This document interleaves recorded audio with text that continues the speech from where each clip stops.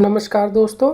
यदि non resident को salary पे की जाती है तो उसका टीडीएस किस प्रकार काटा जाएगा, इसके लिए इनकम टैक्स डिपार्टमेंट के द्वारा सर्कुलर में क्लैरिफाई किया गया है।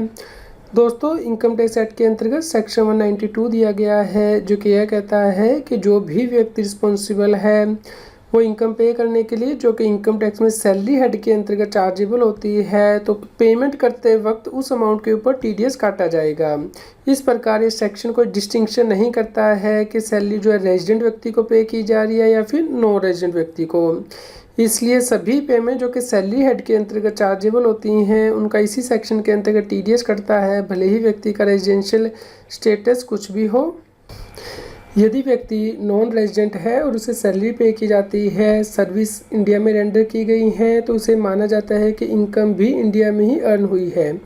इसके लिए इनकम टैक्स एक्ट में एक्सप्लेनेशन दी गई है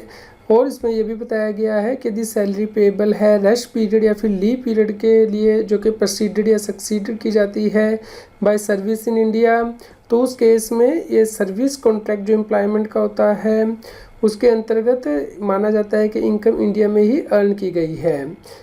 यदि नॉन रेजिडेंट को डिप्यूट किया गया है इंडिया में वर्क करने के लिए और टैक्सेस बियर की जाती हैं एम्प्लॉयर के द्वारा, तो उस केस में यदि रिफंड ड्यू होता है एम्प्लॉय को और एम्प्लॉय ऑलरेडी इंडिया छोड़ के जा चुका है और उसको कोई बैंक अकाउंट नहीं है इंडिया में, तो उस केस में जब असेसमेंट ऑर्डर पास किया जाता है तो उस केस में रिफंड एम्प्लॉयर को ही इशू किया जाता है, क्योंकि इस केस में जो टैक्सेस हैं वो एम्प्लॉयर के द्वारा बियर किए जाते हैं।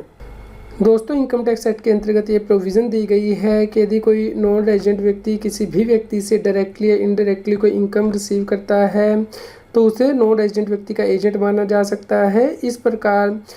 यदि नॉन रेजिडेंट व्यक्ति का टीडीएस जो है एम्प्लॉयर के द्वारा बियर किया गया है, तो उस केस में जो एम्प्लॉयर है यानी कि कंपनी है वो रिटर्न फाइल कर सकती है इस केस में, और यदि रिफ़ंड ड्यू होता है तो उस केस में एम्प्लॉयर को यानी कि कंपनी को रिफ़ंड इशू किया जा सकता है। दोस्तों, आप इस सर्कुलर को डाउनलोड कर सकते हैं, इसका लिंक इस न्यूज़ की वीडियो डिस्क्रिप्शन में भी दिया गया है। उम्मीद करते हैं आपके लिए यह न्यूज़ यूज़फुल रही होगी। कृपया लाइक कीजिए, शेयर कीजिए ताकि सभी लोगों तक ये जानकारी पहुँच पाए और वो इनकम टैक्स की कंप्लायंस कर पाएँ।